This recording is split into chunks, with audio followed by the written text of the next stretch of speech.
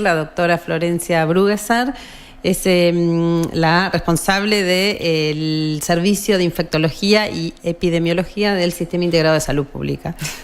¿Cómo estás, Flor? Gracias por venir. No, hasta gracias acá. a ustedes por la invitación. Bueno, ¿por qué viene, Flor? Porque nos parece muy importante hablar de justamente la importancia de la vacunación. Cuando uno lee los calendarios de vacunación oficial, cuando uno lee que están cayendo las estadísticas, que hay menos gente que vacuna a los niños, menos adultos también que se vacunan, porque también vamos a hablar un poquitito del tema de COVID, que hemos visto algunos rebrotes en algunos lugares de la Argentina. Bueno, preocupa, ¿no? Porque es como que no se llega a tomar conciencia de la importancia justamente de lo que significa la vacunación y la vacunación masiva, que todos nos vacunemos. Totalmente. Mira, hay algo que nosotros hablamos siempre, que es que las vacunas son víctimas de su propio éxito, ¿no? Nosotros ahora estamos en una situación en que, la región de las Américas es ejemplo y pionera en estrategias de vacunación, y Argentina es un ejemplo a nivel, regional y mundial como uno de los calendarios más completos y que abarcan a todos los grupos de edad, ¿no? Eso es muy importante. Nosotros empezamos inicialmente cuando aparecieron las primeras vacunas a nivel mundial, pensar en una vacunación para el niño, ¿no? Para proteger de las enfermedades de la infancia, ¿no? Enfermedades que ahora ya no vemos claramente, sí, ¿no? Por las vacunas. Y después se fue avanzando en lo que era vacunación en los adolescentes, en embarazadas y, ¿no?, lo que se llama vacunación en todos los grupos de edad, ¿no? Vacunación a toda la familia. Entonces hoy tenemos vacunas para los niños, vacunas para los adolescentes, vacunas para las embarazadas, vacunas para distintos grupos de riesgos y vacunas para los adultos y los adultos mayores, ¿no? Entonces tenemos un abanico de un montón de vacunas que evitan que tengamos muchas enfermedades, ¿no? Y esto ha hecho que la población e incluso los médicos no conozcan muchas enfermedades, ¿no? Claro, entonces, casi ni las nombramos. Exactamente, algunas, ¿no? Que en realidad han sido erradicadas, pero por las vacunas. Erradicadas no. O sea, la única enfermedad que ha sido erradicada a nivel mundial es la viruela. Y nosotros ya no nos vacunamos para viruela. ¿Por qué no nos vacunamos? Porque esa enfermedad ya no circula en ninguna parte del mundo. Claro. ¿Tenemos vacunas eliminadas, enfermedades eliminadas? Sí. La polio está eliminada, está un pasito de la erradicación. El sarampión está eliminado en la región, estaba eliminado en la región porque ahora, el 10 de noviembre, la Organización Panamericana de la Salud informó que gracias a estos brotes que estamos teniendo por las bajas coberturas de vacunación en la región, el brote que tiene más de 30 veces más casos de sarampión de los que tuvimos el año pasado, ¿sí? Un brote que duró más de un año en Canadá, que está durando más de un año en Canadá, y eso hace que nuestra región ya no se pueda catalogar como libre de sarampión. Claro, pero está bueno que hagas esa salvedad, que no se puede hablar de enfermedades erradicadas. En realidad justamente nos vacunamos para lograr eso. Exactamente. Nosotros cuando logremos erradicar, por ejemplo, la polio, va a pasar un tiempo en el cual no encontremos más virus polio a nivel del ambiente, y entonces ya vamos a poder decir que la enfermedad se erradicó y vamos a poder dejar de vacunarnos. Pero hasta que eso no suceda, no lo vamos a poder hacer. Lo mismo con el sarampión. Lo mismo hay un montón de enfermedades que pueden ser erradicadas.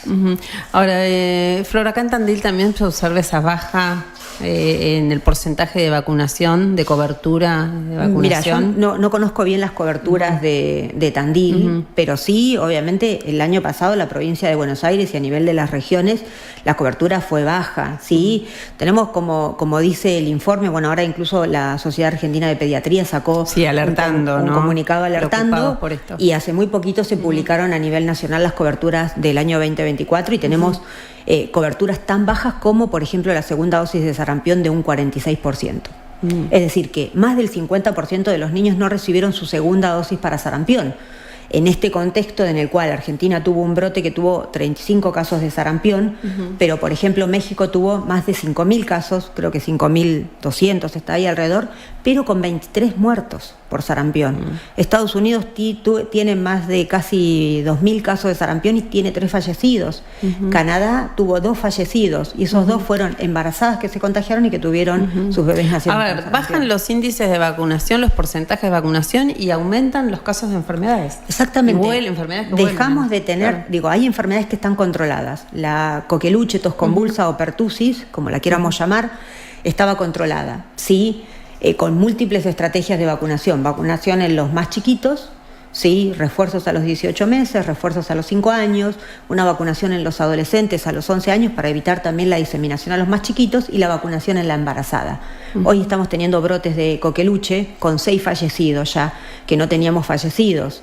A partir de la introducción de la vacuna en la embarazada en el 2012, que fue gracias a un gran brote en el cual tuvimos muchos fallecidos en menores de 6 meses, sí, eso bajó más de un 80% la cantidad de casos y los fallecidos por coqueluche. Ahora, Florencia, ¿son obligatorias las vacunas? Las vacunas son gratuitas y obligatorias. Son obligatorias. Son obligatorias. Claro, no hay una ley de vacunas. Sí. Sobre todo pensando en los niños, ¿no? Que los chiquitos no pueden decidir me vacuno o no, son los adultos responsables. Exactamente, los que tienen que hacerlo. Las vacunas sabemos que son seguras, que son efectivas y que salvan vidas. Entonces, esta es una estrategia de salud pública y cuando nosotros vacunamos a los niños, los protegemos. La mayoría de los adultos que deciden no vacunar a sus hijos, porque puede tener dudas que pueden ser razonables, que es importante que les hablen con los profesionales, pero ellos están vacunados. Entonces estamos exponiendo a los más niños a enfermedades que antes que los adultos no han tenido y que no han tenido gracias a las vacunas. Además, cuando nosotros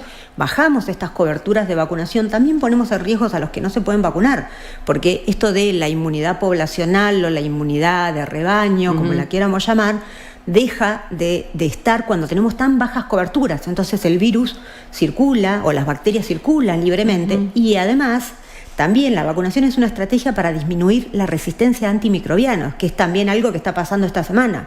Estamos viendo múltiples bacterias que son resistentes a muchos antibióticos.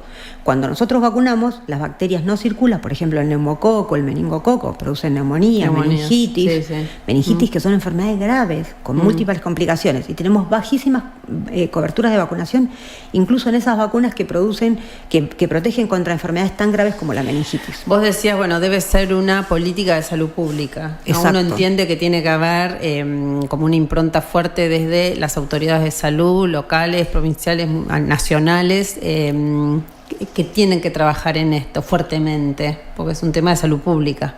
Exactamente, yo creo que igualmente las bajas coberturas son multifactoriales, no hay una única causa. Nosotros veníamos ya de un descenso de coberturas de vacunación en los últimos 10 años, cuando se analizó en el 2019, antes de la pandemia, teníamos más o menos un descenso de las coberturas de aproximadamente la mayoría en 10 puntos. Nosotros fuimos un país en el que entre 2014, 2015 hasta 2019 teníamos coberturas de vacunas mayores del 95% para las mayorías de las vacunas que están incluidas en calendario. Después hubo un descenso que fue siendo gradual, que obviamente fue multifactorial, y en los años de la pandemia cayó 10 puntos, o sea, lo mismo que habían caído las coberturas en 10 años solamente en un par de años. En el tiempo de la pandemia. Que obviamente fue multifactorial, el aislamiento, la gente no quería ir a los centros de salud. Pero después también lo que vemos es que, si bien hay un componente de población, podríamos llamarlo antivacunas, reticente a la vacunación, pero es bajo, en Argentina es pequeño, pequeño, pero tenemos que seguir trabajando con esas dudas. Pero lo más importante es quizás oportunidades perdidas de vacunación. Es importante que el personal de salud, cada vez que la persona se acerque al sistema, revise el carnet.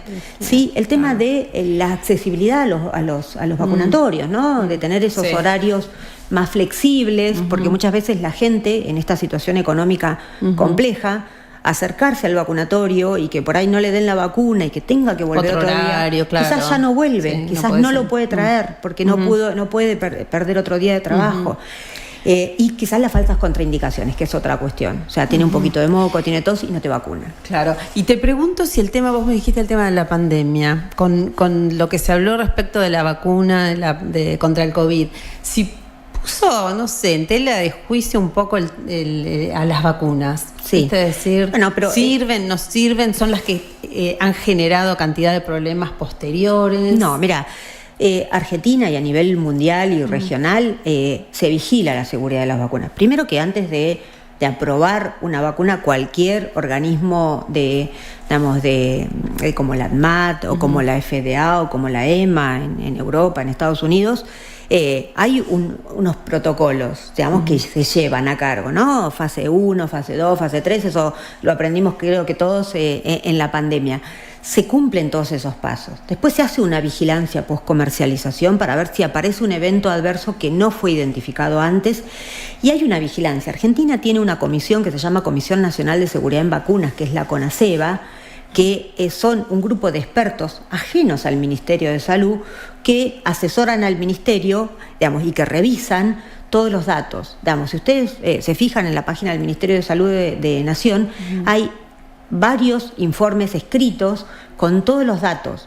Se aumentó muchísimo la notificación, porque claro, eran vacunas nuevas, entonces cualquier evento había que notificarlo. Después se iba a ver si estaba relacionado o no a la vacunación. Entonces se vigila la seguridad de las vacunas. Las vacunas son seguras, son efectivas, se hace un seguimiento, y si hay un evento que llama la atención, se estudia. Incluso en el momento de COVID hubo en algún momento que se pararon aplicaciones de vacunas con dudas que después se resolvieron o no, y hoy quedaron en el camino algunas vacunas que fueron muy importantes para cortar con la pandemia. Nosotros estamos así ahora hablando, claro, vos decías gracias eso, a las vacunas. por las vacunas. Nosotros vimos el escenario, lo que era una enfermedad sin vacunas en el COVID, y vimos qué pasó después con las vacunas. Obviamente que el efecto quizás también hubo mucha cuestión mezclada con la política, con que las vacunas rusas, chinas, de Estados Unidos. No, y los tiempos para mí también, claro, que, a ver, se aceleraron un poco tal vez. Pero esos estábamos protocolos, en una pandemia. Esas fases, claro. La misma situación hizo que se tenga que acelerar. Y eso. hoy estamos, antes las vacunas tardaban 20 años en aprobarse. Claro. Hoy estamos en una situación a nivel de avances científicos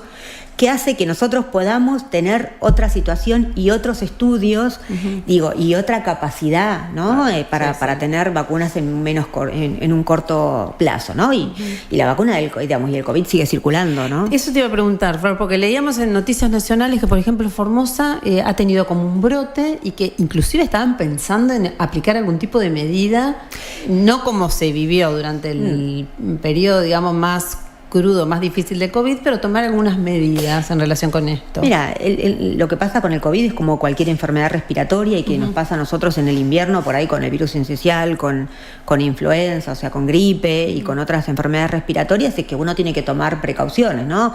La utilización del barbijo en el ámbito de la salud, e incluso por fuera, cuando tenemos síntomas respiratorios, para evitar que el virus se disemine y que pueda contagiar a personas de alto riesgo, es importante seguir haciéndolo. Y lo que pasa con el COVID es que sabíamos, el virus sigue circulando, el virus vino para quedarse, probablemente no va a tener el impacto que tuvo en la pandemia, pero sí, por eso es importante también, las recomendaciones es seguir vacunándose, principalmente los grupos de riesgo, ¿no? Nosotros hemos tenido en el hospital internados por COVID personas que hacía tiempo no se vacunan, entonces los grupos de riesgo deben seguir haciendo su refuerzo. Es una recomendación del Ministerio, todavía no es una vacuna que esté incluida en el calendario, pero hay una recomendación de la Comisión Nacional de Inmunizaciones en que esta vacuna se incluya en el calendario. Tiene un alto impacto en los niños menores de 2 años, que si bien no fue el impacto que tuvo en los mayores de 70, COVID, 80, sí, en menores de 2 años. Y en embarazadas, con muchas complicaciones en los recién nacidos. Esos son los estudios que estamos viendo. Y además, el COVID no es inocuo, y ahora estamos hablando de lo que se llama el long COVID o el COVID prolongado, ¿no? Que son esas complicaciones. Esta última variante, o vos me dirás cómo decirle, Frankenstein. Sí. ¿No ha hecho eso? O por lo menos no ha presentado cuadros muy largos. Exactamente, pero eso lo estamos viendo ya con otras variantes de antes. Lo que pasa es que no pasaba si las personas estaban, nosotros estemos vacunados, nos protege contra también el long COVID, ¿no? Entonces, la vacuna evita complicaciones, principalmente en los grupos de alto riesgo, y esos grupos de alto riesgo deben de seguir vacunándose. Más allá de lo que pasa a nivel nacional o provincial, ¿Tandil puede hacer algo en materia de vacunación? Sí. Tratar de generar estrategias, tratar de mejorar esos índices de vacunación para que no sigan cayendo. Sí, obviamente, hoy estamos hablando de volver a lo que es vacunación escolar, ¿no? Porque las vacunas que tienen las más bajas coberturas, que son esas que están debajo del 50%, son las vacunas de los 5 años. O bueno, que te pedían antes para el ingreso escolar. Es que nunca se dejó de pedir, nunca debió dejarse de pedirse. Exactamente, porque yo tengo un brote en una escuela, hoy estamos teniendo brotes de varicela, sí, que también la segunda dosis está por debajo del 50%, que es la vacuna escolar, y en este momento está circulando, y es una enfermedad que hoy... ¿En este momento? En este momento está circulando varicela. Mirá. Y parotiditis, ¿no? Y hemos tenido casos de varicela. Digo, si tenemos un brote de esta enfermedad y no chequeamos los carnés de los chicos, y todos, y la varicela puede producir complicaciones, es una enfermedad que no estamos pensando en eliminar. Y te voy a preguntar algo también del tema de varicela. Hace poco escuchamos que, mira vos, ¿no? Que Palito Ortega había tenido que cancelar su presencia en Tandil por, y otros lugares por herpes zóster. Bueno, esta es una... ¿Tiene que ver con la varicela? Sí, claro, porque nosotros, digamos, la mayoría vamos a tener varicela, o tuvimos en realidad. Ahora, a partir de la vacunación, muchos niños no van a tener varicela. Entonces la varicela, ¿qué es? Una enfermedad, vos tenemos dos formas de varicela, ¿no? La varicela, cuando tenemos primaria, que es esa varicela que conocemos, que se contagia, se transmite a nivel respiratorio, ingresa por vía respiratoria y produce después esas lesiones en la piel y puede producir también lesiones a nivel del pulmón, como neumonitis y complicaciones, ¿no? Pero cuando ese virus, que es un virus de una familia de herpes virus que queda latente en nivel de los núcleos de las motoneuronas, ¿no? Digamos, y el sistema inmunológico lo controla y después de muchos años, que puede ser 10, 20, se puede reactivar. Y no se reactiva como reactivarse o no. La mayoría de las personas, por ejemplo, más de 80 años, más del 80% van a tener un episodio de herpes zóster. ¿Sí? Entonces, se reactiva cuando el sistema inmunológico baja las defensas o cuando, como este concepto nuevo de inmunosenescencia, a medida que nosotros nos hacemos viejos, el sistema inmunológico también envejece, entonces nos pone en riesgo de otras enfermedades. Entonces, baja las defensas de nuestro sistema inmunológico y le permite al virus reactivarse. Y ahí se reactiva en forma de herpes zóster, que es eso que llamábamos comúnmente por ahí la culebrilla. Y eso puede ser a nivel dorsal, que es lo más frecuente, pero también puede ser a nivel muy doloroso, y como complicación podemos tener lo que se llama neuralgia posherpética, que habitualmente puede durar 3 meses, pero que a veces puede durar más tiempo y es muy difícil de tratar. Pero a veces este virus se produce a nivel ocular, ¿sí? Entonces ahí afecta a nivel del ojo y podemos perder el ojo, la vista, a nivel del trigémino, y ahí nos queda una neuralgia del trigémino. Entonces hoy ahí no es una vacuna que esté incluida en el calendario. No, eso te iba a decir, está la vacuna contra el herpes zóster. Exactamente, no está incluida en el calendario, pero es una recomendación de sociedades científicas y de muchos, y de organismos internacionales, de vacunar a partir de los 50 años o a partir de los 18 en los grupos de riesgo que tienen más riesgo de tener el herpes zóster y la complicación neuralgia posherpética. Entonces es una vacuna que está a nivel privado y que son 2 dosis. Son 2 dosis y no es tan barata. Separadas de 6 meses. Hay algunas, hay muchas obras sociales que ahora están cubriendo algo. Que la están cubriendo si vos estás dentro de los grupos de riesgo. Flori, si no sabes si tuviste varicela o no, te puedes hacer un análisis. Porque alguien me decía, claro, pero yo no sé si tuve. Y uno se hace un análisis. ¿Qué hace la gente que no sabe? Se podés hacer un análisis. Pero es importante saber si tuviste o no para dártela. No, uno se puede vacunar porque la mayoría de que llegamos adultos, si no tuvimos o si pensamos que no tuvimos, la mayoría la tuvo. Son pocos los que uno hace el análisis y le da negativo. Los que nos dicen sí la tuvimos, estamos seguros que la tuvo. O sea que me decís que los mayores de 80 en algún momento en los próximos años van a tener varicela. Van a tener herpes zóster, no varicela. Algún episodio de herpes zóster. O sea que la recomendación también es incluir. Y además también... ¿Qué vacuna, Flor? Eso también te dicen muchos. Bueno, y además también previene, por ejemplo, se sabe que como es un virus que afecta a los vasos a nivel vascular, puede predisponer a infartos y accidentes cerebrovasculares. Bueno, o sea, recomendable también pensar en esta Y eso mismo lo previene, por ejemplo, la vacuna de la gripe. La vacuna está asociada al aumento de infarto y aumento de accidentes cerebrovasculares. Lo mismo la vacuna de la neumonía. Y esas sí están en calendario y están subutilizadas. Bueno, si nos queremos cuidar entonces, estar atentos y ser responsables con los calendarios de vacunación. Y una que es muy importante, que no quiero dejar de decirlo, que es HPV.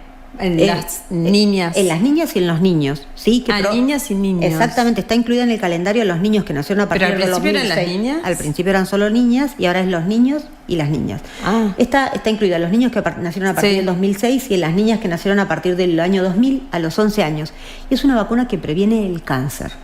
Es una vacuna que previene el cáncer de cuello uterino. Nosotros hemos tenido en el hospital jóvenes de alrededor de 30 y 40 años con cánceres de cuello muy avanzados. Entonces es una medida preventiva muy importante. Y además hay otros cánceres que están asociados al HPV, que son los cánceres de cabeza y cuello, cánceres anales, cáncer de pene, cáncer de vulva y de vagina, que si bien tienen menos tasa que Sí, el menos cáncer tal de vez cuello, incidencia que el por ahí, cáncer de son cuello, menos, sí. pero por ejemplo el de ano es muy importante y el de pene también en los hombres, entonces es una vacuna que previene un cáncer. Tenemos que tenerlo en cuenta, ¿sí? Está, bueno, la importancia entonces de hablar de estos temas, porque tienen que ver con esto, con seguir generando conciencia acerca de la importancia, ¿no?, de la vacunación. Flor, muchas gracias No, por favor, venir gracias. hasta acá a darnos estas clases. Yo digo clases magistrales de infectología. Gracias, No, un gracias a placer. ustedes.